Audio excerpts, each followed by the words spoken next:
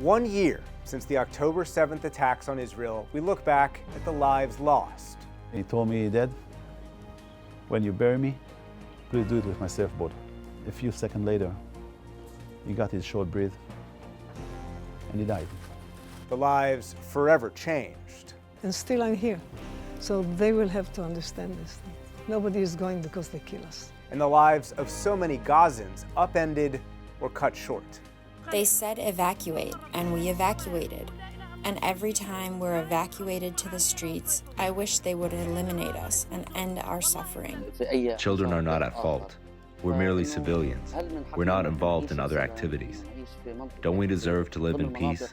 Welcome to PBS News Weekly. I'm Nick Schiffrin. It was 1 year ago this week that Hamas militants launched a surprise terror attack on Israel, killing and wounding thousands and abducting hundreds more. As Jeff Bennett reported, in Israel and around the world, memorials marked a year of loss, a year of trauma, and a year of war that's still unfolding. It was not yet dawn. Still, families of Israel's victims had already gathered to remember, lighting candles and choking back tears for the more than 360 people who were killed at the site of a music festival 1 year ago. When the sun finally rose, club music echoed. It was the last song that festival goers heard on October 7th, 2023, before the shooting started.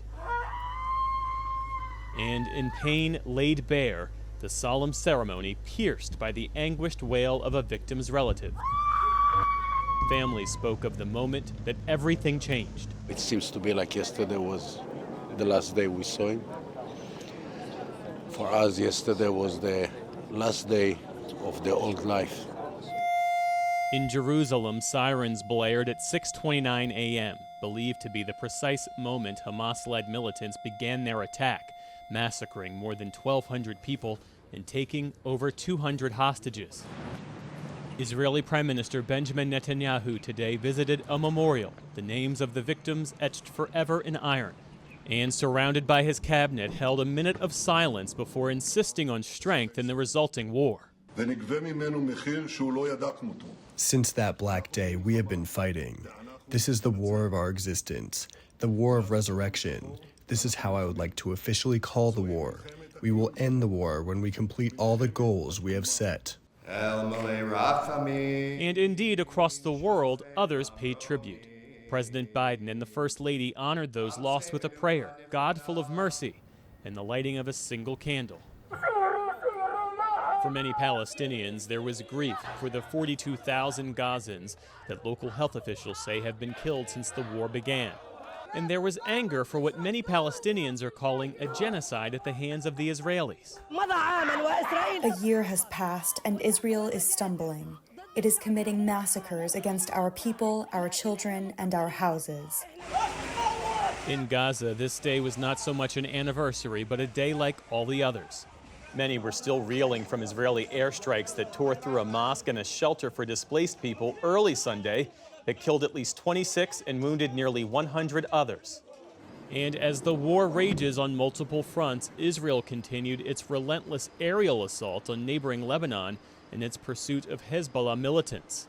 What were entire blocks in Beirut's southern suburbs are now craters. And the Israeli military told Gazans across the north to flee south, and told the displaced in Khan Yunis already to the south to flee anywhere else.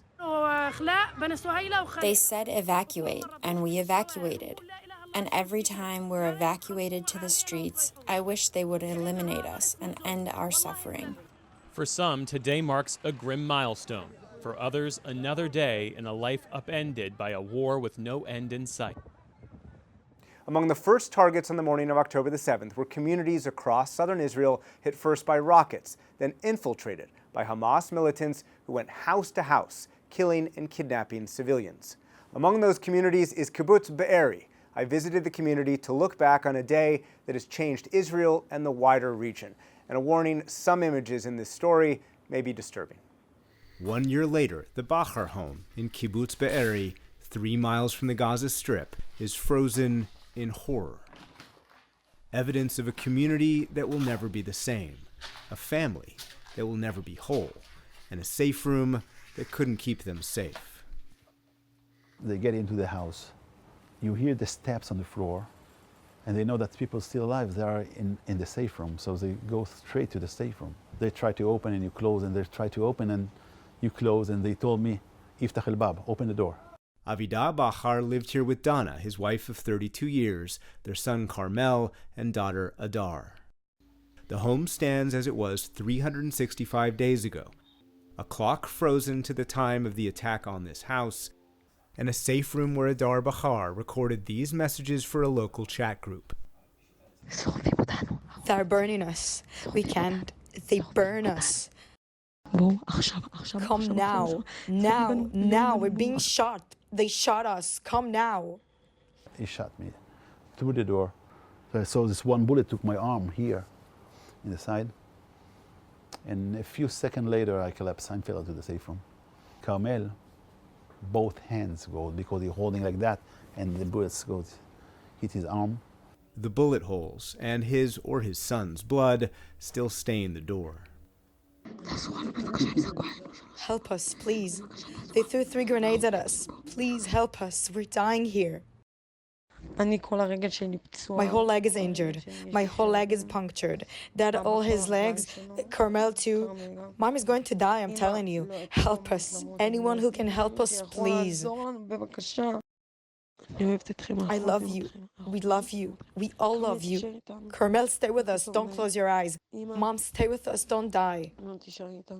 Dana, she told me, I can't breathe. Adar, she tried to clean it a little bit. And she told Adar, it's done. I don't have nothing in this world. And she died. Carmel, he told me, Dad, when you bury me, please do it with my surfboard. A few seconds later, he got his short breath, and he died. A few weeks later, he and Avidah led the funeral. A family split in half. A country in mourning and shock. And a son's final wish granted. Carmel buried with his surfboard. Bachar's leg was amputated, and he spent 5 months in the hospital. How does your leg feel today? Good. Practicing. Today, he's increasingly sure of his step and of a lesson taught by tragedy. When you say thank you for something, I'm not believing God, but I can say thank you to Dana, about 32 years with me. I met her, she was 17. And you got your wife for 32 years? Why you cry? You got everything. You are more than rich people on the world. You got everything. So I can thank you for her about this time. And I can thank you also to Carmel, about 15 years, because I got a great son. Be'eri's 1,000 residents lived in about 3 square miles, invaded by more than 340 gunmen, some wearing Israeli uniforms. Civilians killed point blank.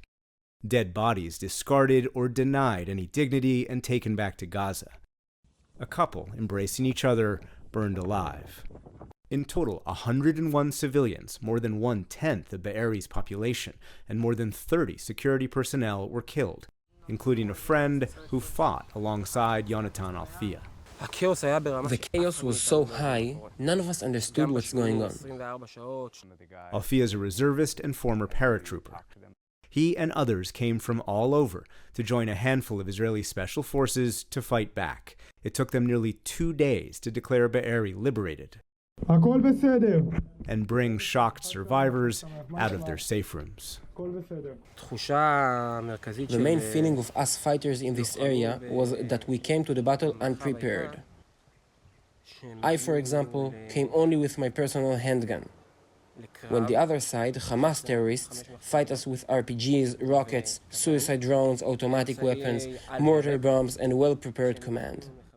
The IDF's own investigation into actions here in Be'eri admitted that it failed the residents here, that the early response was characterized by a lack of coordination and command and control, and that the residents of Be'eri were largely left on their own for the first 7 hours. Be'eri's founders came here in 1946 when it was nothing but Negev desert. They were pioneers, hoping to help create a country and build an agricultural settlement with residents who live communally.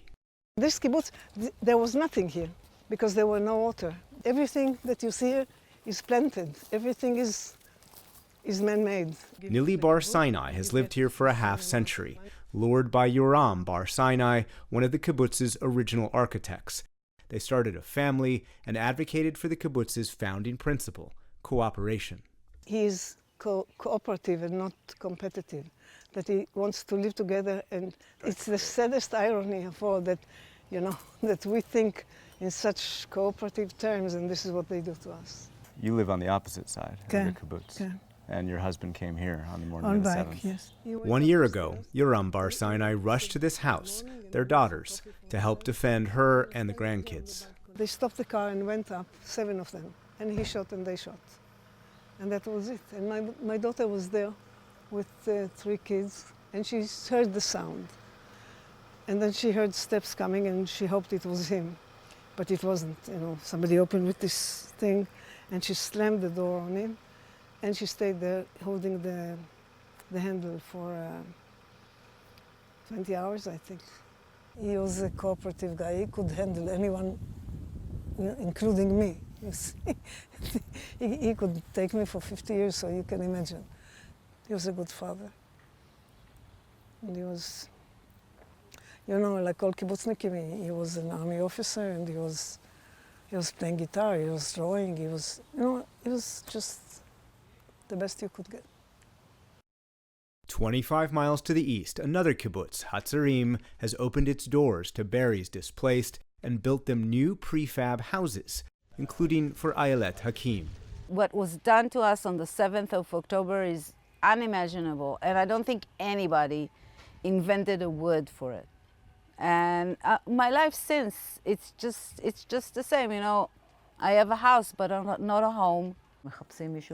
Hakim knows how lucky she is to be here and have her family whole. That's her sister, Raz Ben-Ami, abducted to Gaza 1 year ago today, alongside her brother-in-law, Ohad Ben-Ami, 2 of 30 hostages taken from Be'eri. Raz was released during last November's ceasefire, but Ohad remains a hostage. I try to convince myself he's still alive, because we know about dead hostages. So if we know about the dead hostages, the other ones that we don't know about are still alive, as far as we know.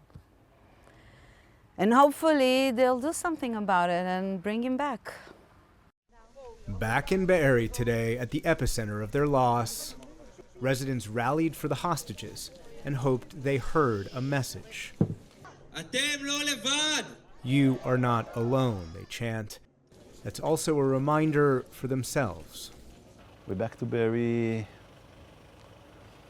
because this is our place. I'm born here.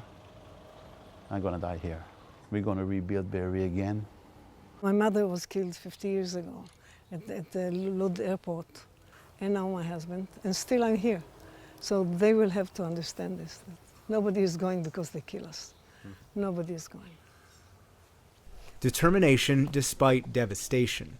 But this community and country are still traumatized. And 1 year later, Be'eri, on October the 7th, remains an open wound. Over this last year, the Israeli bombing and invasion of Gaza have exacted a terrible price on Gaza's people, with an estimation that 1 out of every 20 have been killed or wounded. PBS News videographer Shams Odeh in Gaza worked with producers Zeba Vorsi and me to bring us this report on the heavy price on those caught in the war. To this day, Mohammed Mahdi Abu al-Qumsan cannot fathom his incomprehensible loss. He walks us into his threadbare home and life. A donated canvas shelter with sorrowful reminders, the doll that will never be held, the clothes that will never be worn. I don't even have one photo of me and my children. I had only left the house to get their birth certificates. I ended up getting their death certificates too. In August, horror. His wife of 1 year, her body under the shroud, her name in pen, Dr. Jumana Arfa, and 3-day-old Asr and Aysel, the family says all killed in an Israeli airstrike. In Gaza today, death can arrive as life begins, and photos of births are the only photos he'll ever have.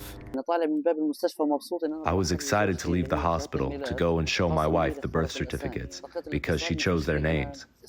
Only 5 minutes later, I started the process to get their death certificates. Arfa was a pharmacist at a private clinic.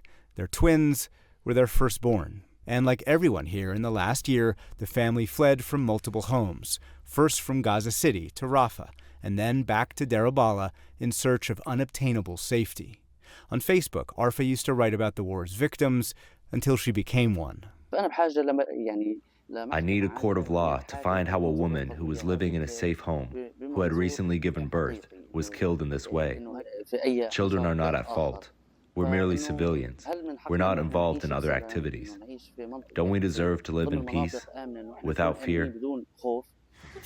But Gaza is stalked by fear and dominated by death.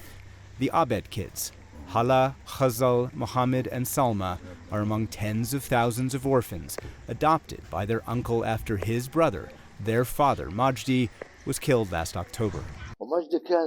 Majdi was my brother, my friend, my everything. I was devastated.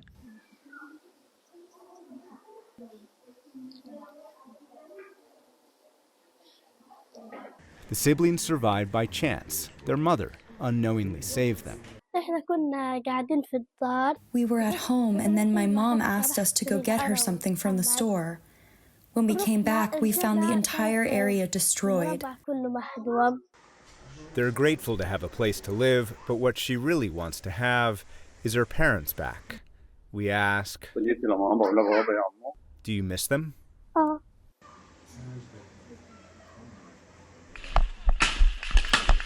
This war started 1 year ago when Hamas gunmen took over swaths of southern Israel and killed 812 civilians and more than 400 security personnel.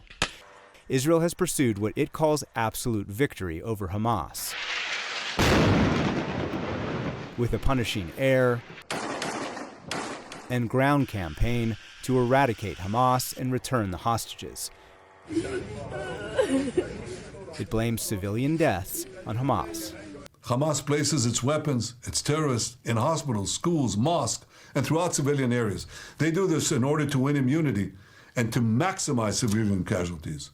Gaza's health ministry, which answers to Hamas, says 140,000 people, or more than 5% of the Gaza Strip, have been killed or wounded. 900 families wiped off entirely from the civil registry, and in more than 1,300 cases, only one family member survived, creating the macabre label, "Wounded Child, No Surviving Family." But all the numbers may yet prove an undercount. There are 8,000 to 10,000 martyrs missing since the beginning of these attacks. Dr. Khalil al-Dakran works at Central Gaza's Al-Aqsa Hospital, one of the few hospitals still functioning. He helps the health ministry publish its daily death toll, 90% of whose names have been confirmed. It's a painstaking effort because many of Gaza's more than 2 million displaced don't have IDs. In the case of those martyred who are not identified in hospitals, we take several steps like asking questions of the families. Many times, people who come to the hospital have no identification, since occupation forces destroyed their homes and whatever was in it. And destruction breeds despair. 4-year-old Ragad Ismail al-Huli holds her father tight, hoping he can heal her. But Ismail al-Huli feels helpless. He can only provide comfort, no cure. Ragad al-Huli has cancer, tumors under both eyes that cause severe pain. I feel like my heart is being ripped apart. I wish I could do something for her. I swear I cannot. I swear I can't do a thing.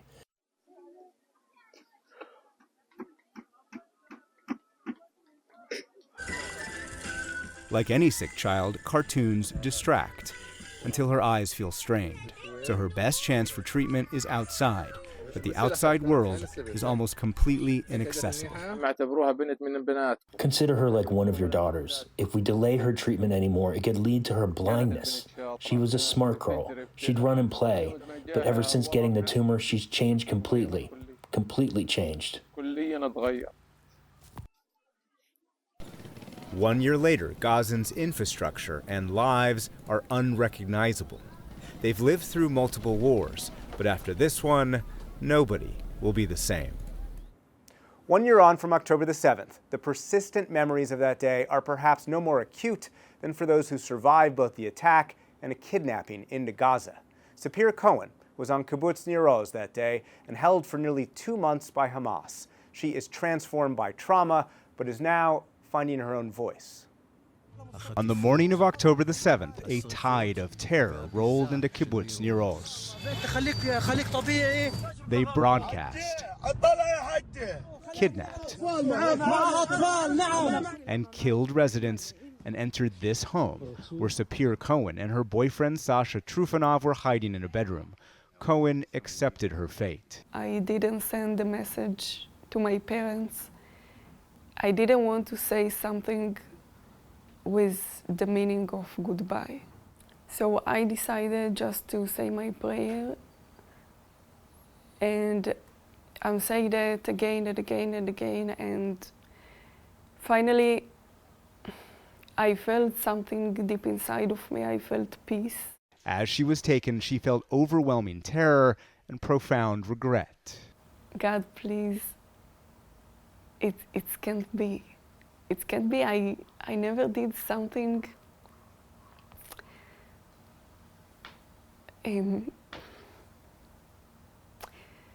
I never did something meaningful in my life.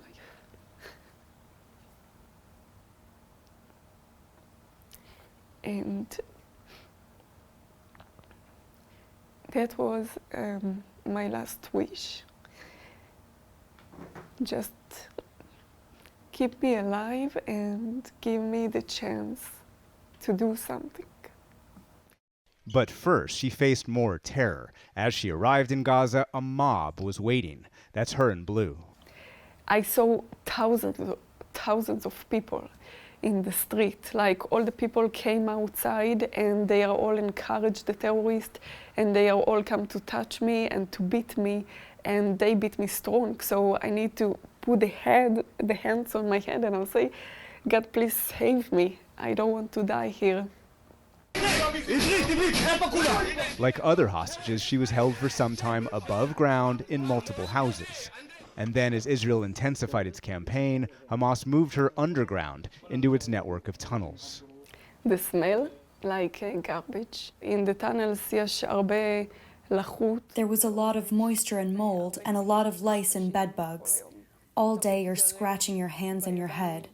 And also the mattress was full of mold. It was hard to sleep because of the stench. One day in the tunnels, she met the October 7th mastermind and master of her fate, Yahya Sinwar. They saw that I'm under 18, and they say, okay, so tomorrow you will release with her. And then the other hostages say, no, she's old, she's 30. And they say, okay, so you stay. Just when I came back, I saw this face on all the TV, and I'm saying, I know this ugly man. Did you worry that they would hurt you? Yes, of course. Were you worried about being abused sexually? Yes, I was worried, especially in the first place that I was, because we were with two young people, two young terrorists that watch us, and in some days they came and put the heads on our mattress. And when the owner of this house, an old man, he came, they just go. And that's when she found a strength she didn't know she had, and created light for her fellow hostages when everything felt dark. I saw something that I called it miracle. They like to go and to scare us, to say many things about Israel, that they took all the land and that nobody wants us. But when they saw that we are a very strong group and they came to say the same things, but it doesn't work anymore, they just sit in the side. And then I realized what it means to be united, like how much you can be strong when you are united. I just say to myself that my last wish was to do something with meaning, and God gave me the chance. And so the formerly shy 30-year-old found her voice. And we need to do everything, but everything, to bring them home now. And now speaks to audiences of thousands with a message of unity. The terrorists say when all the Jewish are together like this, they are very, very strong. She knows while Israel is united in grief, it's divided politically. And yet, when she speaks, all Israelis listen. So when I came back, I asked myself the same question like in Gaza. Why God sent me back? And I decided that I have to tell my story. That even in darkness, there can be light. For the PBS News Hour, I'm Nick Schiffrin in Ramat Gan, Israel.